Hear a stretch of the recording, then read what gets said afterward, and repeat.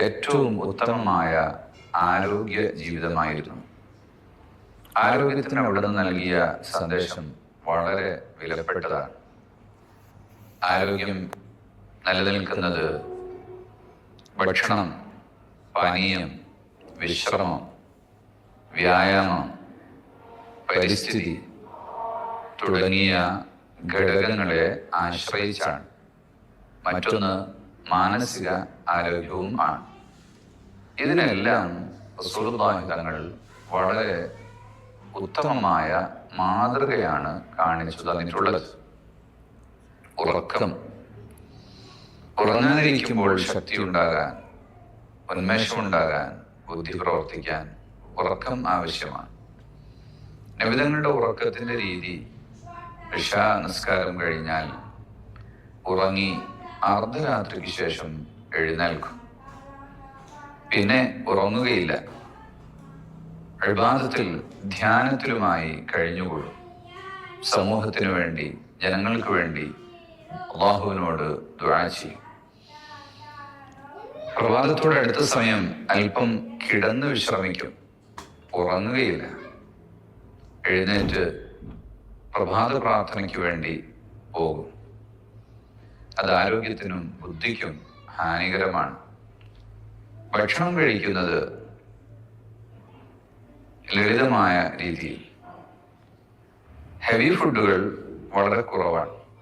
മാംസ്യാഹാരങ്ങളും ധാന്യങ്ങളും പച്ചക്കറികളും പഴങ്ങളും എല്ലാം നബിതങ്ങൾ കഴിച്ചിരുന്നു. പക്ഷേ വേവിച്ച ഭക്ഷണം ഒരു നേരം കഴിച്ചാൽ അടുത്ത നേരം അത് കഴിക്കുകയില്ല. റോ ഫുഡാണ് തങ്ങൾ കൂടുതൽ കഴിച്ചിരുന്നത്. ഈത്തപ്പഴവും വെള്ളവും. ഈത്തപ്പഴം കുടിച്ചാൽ ഉടനെ വെള്ളം കുടിക്കും. കാരണം അത് ഡെസേർട്ട് ഫ്രൂട്ടാണ്. അപ്പം അത് ഡീഹൈഡ്രേഷൻ നടത്തും. അതിനുവേണ്ടി ഉടനെ വെള്ളം കുടിക്കും. ലളിതമായ ഭക്ഷണം കഴിച്ചാൽ വെള്ളം പെട്ടെന്ന് കുടിക്കുകയില്ല. അതിൻ്റെ ആവശ്യം ഇല്ല. പഴങ്ങൾ ആദ്യം കഴിക്കുക, പിന്നെ ഭക്ഷണം കഴിക്കുക. ആ രീതിയാണ് നബിതങ്ങളുടേതെന്ന് ചില സൂക്തങ്ങളിലൂടെ, ഗവേഷണത്തിലൂടെ നമുക്ക് മനസ്സിലാക്കാൻ സാധിക്കും. തങ്ങളുടെ ഭക്ഷണ രീതി വയറിൻ്റെ 1/3 ഭാഗമേ നിറയ്ക്കാവൂ എന്നുള്ളതാണ്. 1/3 ഭാഗം ഭക്ഷണത്തിനും 1/3 ഭാഗം വെള്ളത്തിനും 1/3 ഭാഗം വായുവിനും വേണ്ടി മാറ്റിവെക്കണം എന്നാണ്. അമിതാഹാരം ബുദ്ധിക്കും ശരീരത്തിനും ദോഷം ചെയ്യും എന്ന് പഠിപ്പിച്ചു. ഹലാൽ മാത്രമേ ഭക്ഷിക്കാവൂ. ശുദ്ധമായത് മാത്രമേ ഭക്ഷിക്കാവൂ. ആത്മീയമായും ഭൗതികമായും വിശുദ്ധി വേണം. കട്ടെടുത്തതും അപഹരിച്ചതും അങ്ങനെ സമ്പാദിച്ചതൊന്നും കഴിക്കരുത്. നല്ലതായിരിക്കണം, വൃത്തിയുള്ളതായിരിക്കണം, സുഗന്ധമുള്ളതായിരിക്കണം. ഉള്ളി പോലുള്ള വസ്തുക്കൾ ആരോഗ്യപരമാണ് എങ്കിലും പൊതുസമൂഹത്തിലേക്ക് പോകുന്ന സമയത്ത് അത് കഴിക്കരുത് എന്ന് തങ്ങൾ പഠിപ്പിച്ചു. അത് കഴിച്ചാൽ വായ മിസ്വാക്ക് ചെയ്ത് വൃത്തിയാക്കി ദുർഗന്ധമകറ്റിയതിനു ശേഷം മാത്രമേ ജനങ്ങളിലേക്ക് പോകാൻ പാടുള്ളൂ. മസ്ജിദിൽ പോലും അത്തരം ആളുകൾ വരികയാണെങ്കിൽ അവരെ തടഞ്ഞു വയ്ക്കണം എന്ന അധികാരം കമ്മിറ്റിക്കാർക്കും ആവശ്യമാണ്. അതുകൊണ്ട് ഗ്രീനറിയെ നബിതങ്ങൾ പ്രോത്സാഹിപ്പിച്ചു. പരിസ്ഥിതി മലിനീകരണത്തെ പൂർണ്ണമായും നിരോധിച്ചു. വേസ്റ്റുകൾ സെഗ്രിഗേറ്റഡ് മാനേജ്മെന്റ് സിസ്റ്റം നബിതങ്ങൾ പഠിപ്പിച്ചു. മലവും മൂത്രവും അത് മറ്റു വേസ്റ്റ് വാട്ടറുമായി കൂട്ടിക്കലർത്താൻ പാടില്ല. അത് വേറെ തന്നെ സംസ്കരിക്കണം.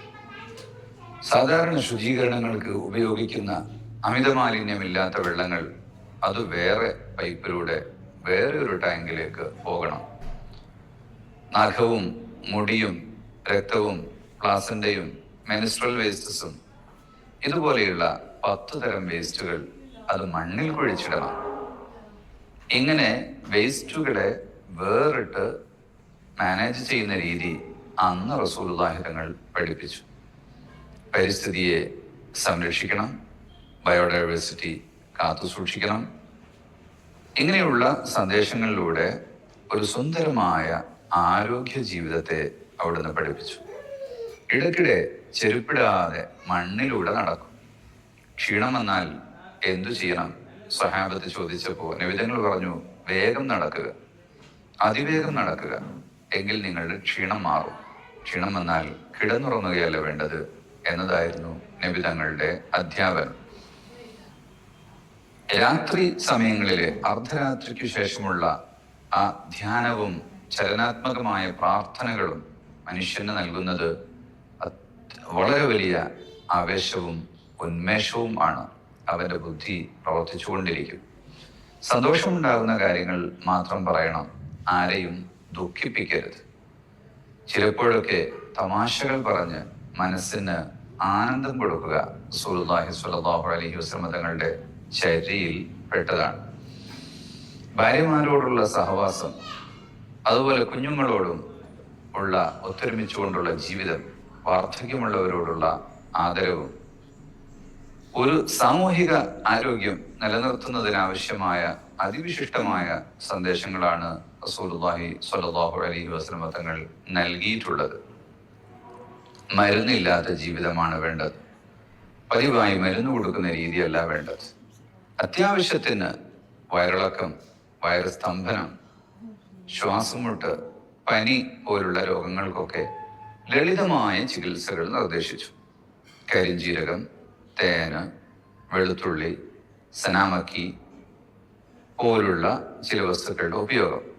വളരെ വിശിഷ്ടമായ കൊട്ടം എന്ന് പറയുന്ന ഹുസ്തുൽ ഹിന്ദിനെ വിധങ്ങൾ പ്രത്യേകമായി പഠിപ്പിച്ചു. ആരോഗ്യ പരിപാലനത്തിനു വേണ്ടി വർഷത്തിൽ 4 തവണയെങ്കിലും ഹിജാമ ചെയ്യുക. ഇടയ്ക്കിടെ ഹിജാമ ചെയ്യുന്നത് നബിതങ്ങൾ സുന്നത്തായി പഠിപ്പിച്ചു.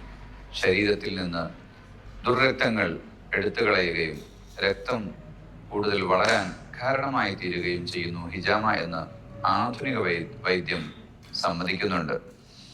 അതുപോലെ തന്നെ പല്ലു തേക്കുക, മിസ്വാക്ക്, അതിന് ഏറ്റവും ലളിതവും സുന്ദരവും സുഗന്ധപൂരിതവുമായ അറാഖ് ഉപയോഗിക്കണം.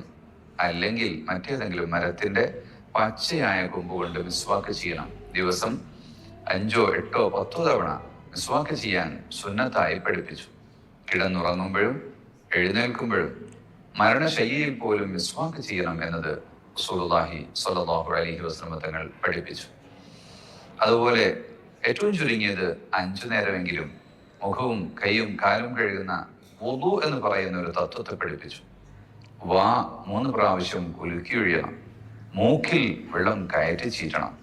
അതുപോലെ കൈകൾ മുട്ടുവരെയും കാല് നെരിയാണി വരെയും കഴുകണം. മുഖം, കണ്ണും ചെവിയും മൂക്കും എല്ലാം അടങ്ങുന്ന ആ ഒരു ഭാഗത്തെ കഴുകി വൃത്തിയാക്കണം. ചെവി തുടച്ചു വൃത്തിയാക്കണം. തലയിൽ ഒരല്പമെങ്കിലും വെള്ളം തൊട്ട് സ്പർശിക്കണം. അങ്ങനെയുള്ള വുളു എന്ന് പറയുന്ന ശുചീകരണ രീതി പഠിപ്പിച്ചു. അത് ബാത്തുലായി പോകുന്ന, ശരീരത്തിൽ നിന്ന് വിസർജ്യങ്ങൾ പുറത്തു പോകുന്ന, അതുപോലെയുള്ള കാര്യങ്ങൾ ഉണ്ടാകുമ്പോൾ വീണ്ടും ആവർത്തിച്ച് ശുദ്ധീകരിക്കണം. എപ്പോഴും ശുദ്ധിയായി നടക്കണം എന്നത് തിരുനബിതങ്ങൾ പഠിപ്പിച്ചിട്ടുള്ള ഒരു കാര്യമാണ്. അതുപോലെ വലിയ അശുദ്ധികൾ ഉണ്ടാകുമ്പോൾ ശരീരം മുഴുവനും വെള്ളമൊഴിച്ച് കഴുകണം എന്ന് പഠിപ്പിച്ചു. കുളി നിർബന്ധമാക്കി. അതോടൊപ്പം തന്നെ ജനങ്ങളുടെ അടുത്തേക്ക് പോവുക, ജുമുഅ സംഗമത്തിന് പോവുക, മറ്റ് ആരാധനാക്രമവുമായി ബന്ധപ്പെട്ട പല സമയങ്ങളിലും, അതുപോലെ ജനങ്ങൾ ഒരുമിച്ച് കൂടുന്ന വിശേഷ ദിവസങ്ങളിൽ ശരീരം മുഴുവനും വെള്ളമൊഴിച്ച് കഴുകുന്ന കുളി പുണ്യമായി പഠിപ്പിച്ചു. ആരോഗ്യം നിലനിർത്തുന്നതിന് മുടികളിൽ, തലയിലും, കൺപുരികങ്ങളിലും, ഇമയിലും, മീശയും താടിയും എല്ലാം എണ്ണയിടാൻ തങ്ങൾ പഠിപ്പിച്ചു. ആഴ്ചയിൽ 3 ദിവസമെങ്കിലും എണ്ണ തേക്കുക തങ്ങളുടെ പതിവായിരുന്നു. അത് പുണ്യമായി പഠിപ്പിച്ചു. യാത്രാവേളകളിലെല്ലാം കൂടെ കരുതിയിരുന്നത്, സ്വന്തം കയ്യിൽ ബാഗിൽ എപ്പോഴും കരുതിയിരുന്ന വസ്തുക്കൾ സുറുമയും അത്തറും മിസ്വാക്ക് അഥവാ പല്ലു തേക്കുന്ന മരക്കഷ്ണം, മരക്കൊള്ളിയും, അതുപോലെ 2 തരം ചീർപ്പും കണ്ണാടിയുമായിരുന്നു. ചീർപ്പ് വാർന്നു വെക്കണം. ഇടയ്ക്കിടെ താടി വാർന്നു വെക്കും, തല വാരും. അതിനുവേണ്ടി കൂടുതൽ മുടിയുള്ളവർക്ക് വലിയ പല്ലുകളുള്ള ചീർപ്പും അല്ലാത്ത ആവശ്യത്തിന് ചെറിയ പല്ലുള്ള ചീർപ്പും നിബിധങ്ങളുടെ യാത്രാസഞ്ചിയിൽ എപ്പോഴും ഉണ്ടാകുമായിരുന്നു. സൗന്ദര്യം ഭംഗിയായി സൂക്ഷിക്കുന്നതിന് ഒരു കണ്ണാടി എപ്പോഴും ആവശ്യമാണ്. അതും യാത്രയുടെ സഞ്ചിയിലുള്ള ഒരു ഘടകമായിരുന്നു. സുർമ കണ്ണിൻ്റെ ആരോഗ്യത്തിനു വേണ്ടിയാണ്. കണ്ണിൽ പനിനീർ വെള്ളം, ഇളനീർ കുഴമ്പ്, അതുപോലെ പല ഔഷധങ്ങൾ കൊണ്ടും കണ്ണിൽ സുറുമയിടാം. ചെറുതേൻ കൊണ്ട് സുറുമയിടാം. ഏറ്റവും നല്ല സുറുമ അഞ്ജനം കൊണ്ടുണ്ടാക്കുന്നതാണ് എന്നും റസൂലുള്ളാഹി തങ്ങൾ പഠിപ്പിച്ചു. സുഗന്ധം ഉപയോഗിക്കണം. തങ്ങൾക്ക് ഏറ്റവും ഇഷ്ടപ്പെട്ട സുഗന്ധം മൈലാഞ്ചിപ്പൂവായിരുന്നു. മൈലാഞ്ചിപ്പൂവ്, കൈതപ്പൂവ്, അതുപോലെയുള്ള റോസാപ്പൂക്കൾ, യാസ്മിൻ പൂക്കൾ, ഇങ്ങനെയുള്ള പ്രകൃതിദത്തമായ സുഗന്ധങ്ങളാണ് തങ്ങൾ ഉപയോഗിച്ചിരുന്നത്. ചെറിയൊരു ഡപ്പിയിൽ തങ്ങൾ ഇത്തരം സുഗന്ധ വസ്തുക്കൾ ഇടുകയും അതിൽ എണ്ണയൊഴിച്ചു വെക്കുകയും ചെയ്യും. അതിളക്കിയിട്ട് പുരട്ടുന്ന രീതി തങ്ങൾക്ക് ഉണ്ടായിരുന്നു. അങ്ങനെ ആരോഗ്യത്തിനും മനസ്സിനും നല്ല സുഖകരമായൊരു ജീവിതം നയിക്കുന്നത് ഉദാത്തമായ മാതൃകയാണ് മുത്ത് റസൂലുള്ളാഹി സ്വല്ലല്ലാഹു അലൈഹി വസല്ലം തങ്ങളിൽ നിന്ന് ലഭിച്ചിട്ടുള്ളത്. ഇത് മുസ്ലിമിന് മാത്രമല്ല, എല്ലാവർക്കും പകർത്താവുന്ന വലിയ മാതൃകാപരമായ ഒരു കാര്യമാണ്. എല്ലാവർക്കും വേണ്ടിയും ലോകത്തിനു മുഴുവനും കാരുണ്യമായി അയക്കപ്പെട്ടിട്ടുള്ള തിരുദൂതർ സ്വല്ലല്ലാഹു അലൈഹി വസല്ലം പഠിപ്പിച്ചിട്ടുള്ളതും അത് തന്നെയാണ്.